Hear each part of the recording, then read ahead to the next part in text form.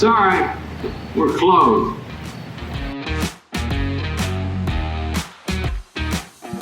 Ladies and gentlemen, boys and girls, welcome back. Episode 81 of Sorry We're Closed. And I, my friends, are a little under the weather today as I have received my second COVID shot. I know some of you have followed along on Twitter and you've seen that 15 seconds in, I had no side effects.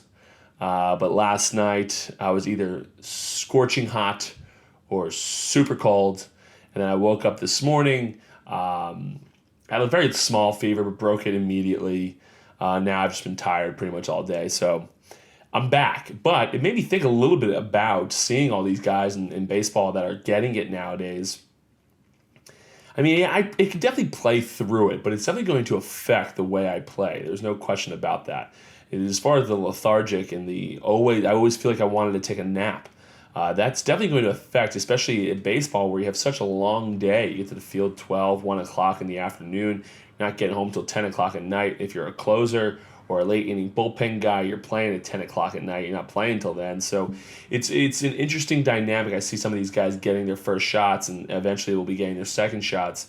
I'm curious to see how some of them bounce back, if everyone's able to avoid missing time because of bouncing back, things like that. It's interesting, especially because, again, the current situation that I'm in, a lot of body aches, a little bit of a fever. Other than that, though, it seems to really only last for 24 hours from what I'm seeing from other people. I don't think there's going to be a huge concern, but definitely going to affect some guys' play. It's just inevitable with how your body's reacting to the vaccine and getting immune to whatever it is that you're getting. For this time it's COVID, other times I'm sure it's the flu and vaccines, so on and so forth. But moving on from that, I recently had this past Monday on an episode, I had a guy by the name of Matt Stucco on my podcast. And like I told you in the podcast, the guy was the Colt Morning Sports Reporter. You come on the intercom. I'm sure almost everyone had them in high school, where they come on the intercom and they give you an update of what has happened yesterday in sports. It's at least in my school with CBA. In sports, we're very big at my school. Christian Brothers Academy was known to have the best sports programs in the area. I know they've dwindled as of late, but that's what they're known for. They're known for great sports facilities. They're known for great sports, the best coaches around, so on and so forth. When I was growing up, if you wanted to be, you wanted to go to play Major League Baseball and so on and so forth, your thought was CBA is one of the stepping stones. You look back now and you realize that it didn't really matter what high school you went to. More of the showcases and things like that, how you get seen, and also if you're good. But talking to Matt, it brought back some memories, and I realized that I never really told you guys about my high school experience at CBA as far as the baseball portion of it. And it was a unique one. It was one that you hear sometimes in baseball, or actually in all of sports. I think I actually heard something similar about Tiki Barber, if I'm remembering correctly, the old running back for the New York Giants when I was growing up. But I wanted to give you a little insight into my high school baseball experience for kids that are out there listening to this and thinking, talking about their baseball, experience right now. Middle school kids growing up and eventually getting into that high school level, guys of all ages, and parents being able to help their kids through this process, grandparents helping to help their grandkids, and so on and so forth. Something I wanted to bring to your guys' attention. So I'm gonna start off. I went to CBA. So I graduated in 2009, means I'm starting in 2005. I wanted to play basketball and baseball. In CBA, there's a big emphasis on if you have an older brother. So my older brother played basketball. They didn't play baseball, but he played basketball there. So it was a pretty good consensus. And I actually remember some kids making fun of me saying that I only made the basketball team because my older brother was on the team. I would later go on and do very well in high school basketball at CBA and do very well, almost winning a state championship. So I eventually proved them wrong. But I mean, early on in my career, I was definitely underwhelming for sure in basketball. But again, this isn't about basketball. This is about baseball. My older brother knew the head varsity baseball coach, but it wasn't like that nowadays where in your adults you're always pulling strings to get somewhere. This was, he was a social studies teacher, history teacher, whatever the case may be. There was no thought process that, okay, Pat could be on the team because Sean was already on the varsity team or so on, right? So the only connection I had was my 7th grade science teacher was the JV coach at CBA. We had just gotten a new freshman coach who was this guy by the name of AJ Economou. And he was a state trooper, still is in the state of New Jersey. He had played CBA baseball years prior, and he's very regimented guy, fairly nice guy too. But had his ways, did what he did as far as coaching the game of baseball, and was this is his first year. So flash forward, we don't need to go through the starting process or the tryout process, but I make the freshman team and literally never play ever. I pitched every once in a while. It was so sporadic. It just literally never happened. Coach Economou just did not like me. Maybe not as a person. He might have liked me as a person. He just didn't like me as a baseball player. Did not think I was any good. I tried out really as only as a pitcher. I couldn't hit. Everyone knew I couldn't hit for shit. So as far as hitting was concerned, I think I played outfield a couple innings throughout my freshman year, but I sucked at hitting. I knew that. I was a decent athlete, so I could go around, run around and catch fly balls, but that's pretty much it. As far as pitching was concerned, though, I did think that I was one of the better pitchers on the team. We had several guys that pitched ahead of me. We had a few guys that bumped up to JV that were considered better than I was. And I would say that early on, to be fair, I think there were some of these guys that were better than me. I didn't think that I deserved no playing time based off of the guys that I was seeing pitch. I thought I was just as good or just a slightly worse maybe than some of these guys. It certainly had more potential. If you had know anything about baseball, I certainly have more potential than these guys have at the high school level. But for whatever reason, I didn't play, ever. So we're going through the freshman year. There's a summer league in going into your sophomore year that you play on, and it's important for freshmen who want to play at the next level. They want to go to that JV level, eventually the varsity. It's important for you to play on this team and prove yourself. It's almost like tryouts for a whole summer, based off of how you play and if you're going to be able to make it at that next level, the JV level, right? So I play and I get put on this team. I didn't think I would get put on this team. They were already making cuts from the freshman team. I was shocked that they let me put on it. They put me on it, which, by the way, I now contribute to my 7th grade science teacher. He was the head coach of this team and happened to give me a chance. I think he liked me as a person, thought maybe I had some baseball potential, put me on the squad. He denies it to this day. I don't believe a word he says out of his mouth. So I get put on this team by the grace of God. For whatever reason, I start coming along. This freshman summer, freshman going into my sophomore year summer, I don't know what had changed. Probably, some things going through puberty and things like that. But I found a niche. I was throwing the ball really well. It's out of the bullpen particularly. I was throwing the ball really well. I had solid command of my two-seam fastball. And I just, for the lack of a better word, I dominated the entire summer. I just became the guy, one of the guys, I would say. I'm still well below some of the guys that were on JV last year. I'm not well thought of as far as a guy long-term at the high school, but I still am. I'm coming onto the scene a little bit more. I'm no longer thought of as just a nobody, which I was my entire freshman year, an absolute nobody. So that freshman, sophomore year summer go by, and I'm going onto the JV team now. And now the JV team, everyone that was pretty much a pitcher that of any note moved up to varsity that year. The varsity team was using a lot of pitchers, so they used these guys a lot. So it really was only me left on JV, along with some of the guys that had pitched last year, but not very many people on there. So I start pitching, and I start pitching a lot. I think for whatever reason, I think my record on JV that year was 5-1. Threw the ball really well. I don't remember exactly the games or the statistics or anything like that, but threw the ball really well and put myself in a position towards the end of the year. Every year, they call up a bunch of the sophomores that have an ability to play on varsity the following year just to get a taste of the varsity level and see what it's like up at this level as far as the speed of the game, how you play the game of baseball at this level, and so on and so forth. They make it out to be a much bigger deal than it is. It's the same freaking game. It's just they almost make you intimidated by the varsity level just because it's the varsity level. When in reality, it's just a kid's a year older than you, maybe 2 years older than you, playing the game of baseball. It's really stupid to make it out as much as it is, but they do. So now I don't think I ever pitched that year. I think I just kind of hung out, watched the game from the bullpen, from the dugout. I mean, enjoyed some seeds, watched the game, root for the squad, and moved on. Going to my junior year now, we have this fall team. This is outside of high school baseball, and it had nothing to do with the high school. We just kind of the guys wanted to stay sharp, so we play this fall team. We got one of the dads to coach it, and we play in this little league that kind of allows us to stay sharp and keep playing the game of baseball. So I pitched very well on this team. It was almost as if I was just getting better and better and better. That freshman summer going into my sophomore year, threw the ball well. The JV year, threw the ball even better. This fall, coming into my junior year, a very big year, threw the ball even better. And I remember a guy by the name of Coach Rink. His last name was Rinkowicz. His son was a year older than I was, or he had been on varsity. Solid lefty bat. I forget what position he played.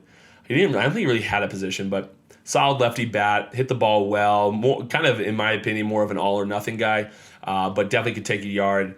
But that was pretty much, he was a doubles homer guy. That wasn't really anything else he was going to do with the baseball. Not a super speedy guy. But I digress. This particular coach, Coach Rank, had apparently alerted the varsity baseball coach, Coach Kenny, that I was someone to take note of, that I was going to be good that year, that he had claimed, that he stated that I would be the ace of the staff that year.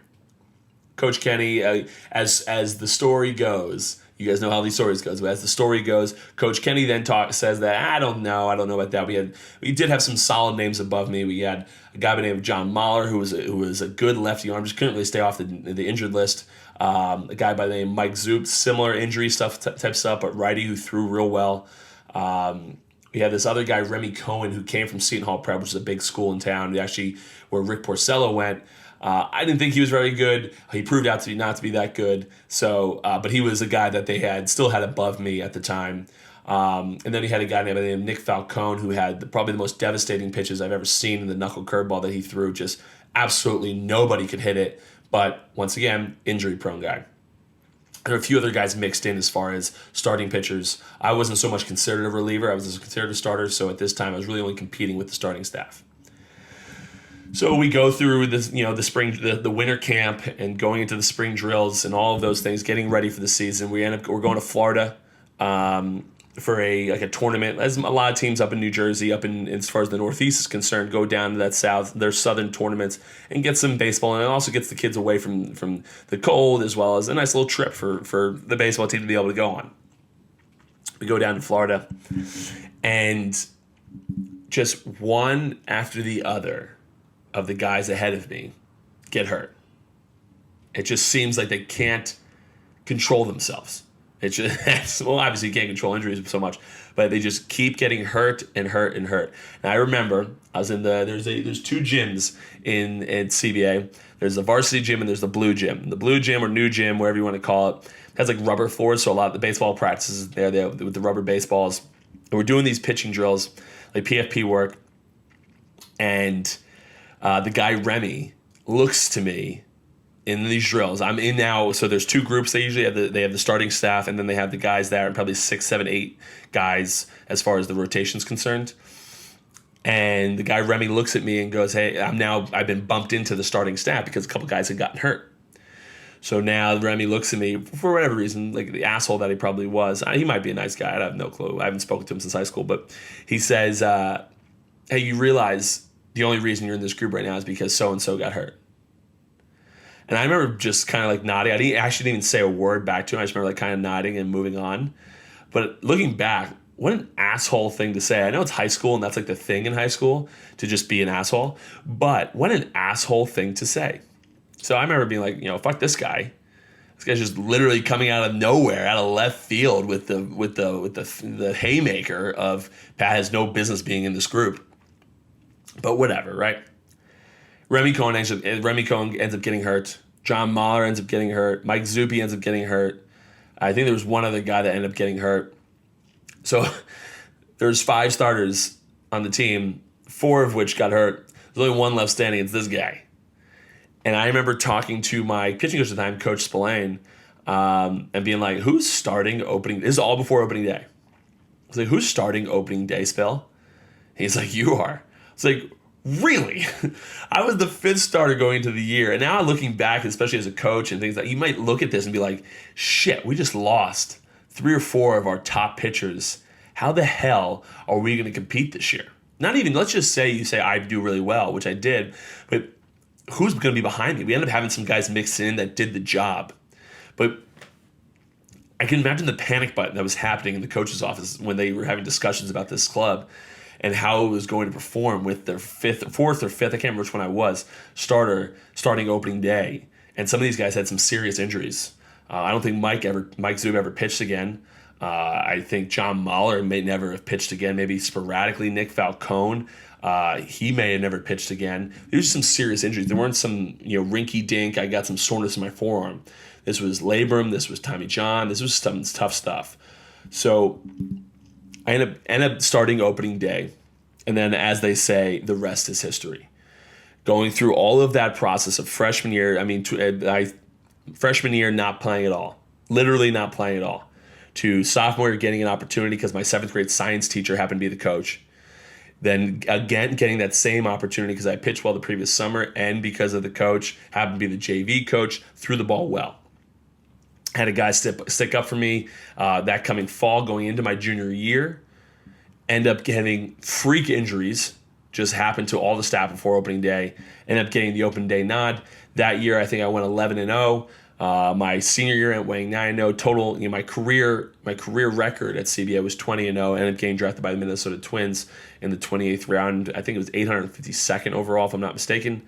And then obviously turning it down, going to Monmouth, being a first rounder there, and so on and so forth. The rest is history. Ended up making it to the big leagues.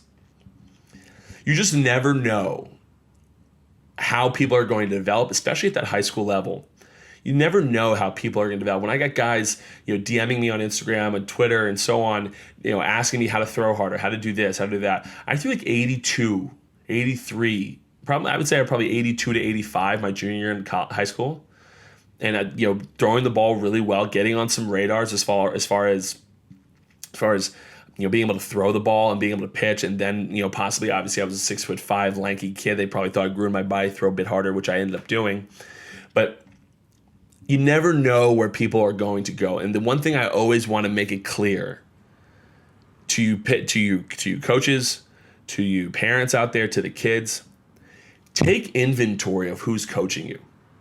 I'm not saying don't listen to them, because as a kid, even as a parent, if these guys still might have more expertise in the game of baseball than you do. But it doesn't mean it's the end-all be-all. Because you look at some of these coaches, I look back at some of the coaches and some of the things they told me back in the day is some of the most outlandish things in the world. I had a state trooper coaching me my freshman year of high school. A guy played high school baseball. Maybe he played a little college.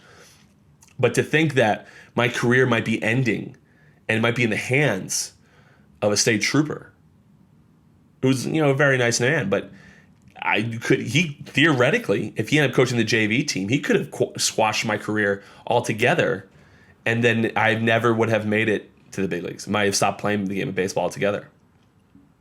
So you never really know where you're going to go. Have some patience. Let yourself develop.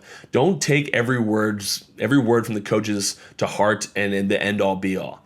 It's not necessarily true, to be honest with you. Most of these guys don't really know what they're looking at. They have an idea of the game of baseball and how it's supposed to be played. But they don't necessarily know what they're looking at and be able to dissect a guy and see if this guy actually has potential or if he doesn't. So keep that in mind when you're going to these practices as parents, when you're watching these kids and then they come home and they tell you certain things. Take the information the coach gives you, work on some things, see what feels right for you, and go from there. But it doesn't have to be gospel. I didn't take gospel from the guys in the big league level, the coaches up there, or the AAA guys. And some of the things the AAA guys were selling me was absolute nonsense. So keep that in mind, guys, when you're going through it. Take my story into account, because you just never know where this is going to take you. You never know how late you might develop. You never know a list of things about where this would go or where this will take you. Because at the end of the day, it's going to take time to develop. I didn't throw 100 miles an hour until my second year in pro ball, third year in pro ball. I didn't throw 90 until later in my senior year in high school, but I didn't throw 96 plus until my sophomore, junior year in college. You never know. If you're not throwing 100 in high school, don't worry about it. You're not going to go to Vanderbilt. So what? I went to Monmouth University, still got drafted in the first round. So keep that in mind for you baseball guys listening to this and growing up, and the parents that are watching their kids grow up.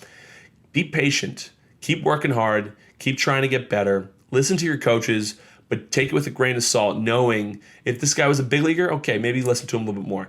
But knowing if this guy only played high school baseball, that taking his advice on how to get to the next level might not be the best decision. He might have studied the game for a long time and has a great idea of the game of baseball, and you can trust this guy is trying to get you to that next level and actually has the information to be able to do so. And you still have to be coachable. You can't be an uncoachable player, because these college coaches will come talk to your coaches about that. But take it with a grain of salt. Do your own research. Try some things out. Try to get better. Try to see how it feels for you in the mechanics of how you do things, and what's best suited for you and your pitching mechanics, your hitting mechanics. Just try some stuff out. Keep playing, keep practicing. The more you do it, the better you'll get, the better you'll feel, and then the more you'll know throughout, especially through your own body. No one's going to know you better than you will. So keep doing that. Guys, I hope you had a tremendous week.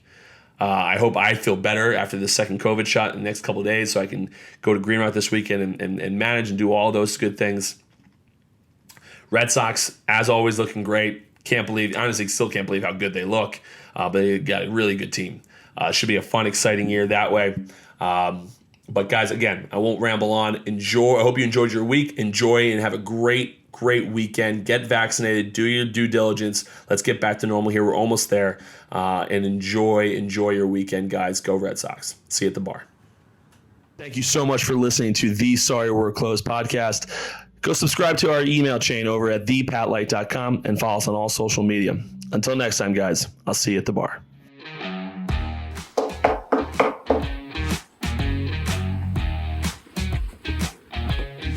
Sorry, we're closed.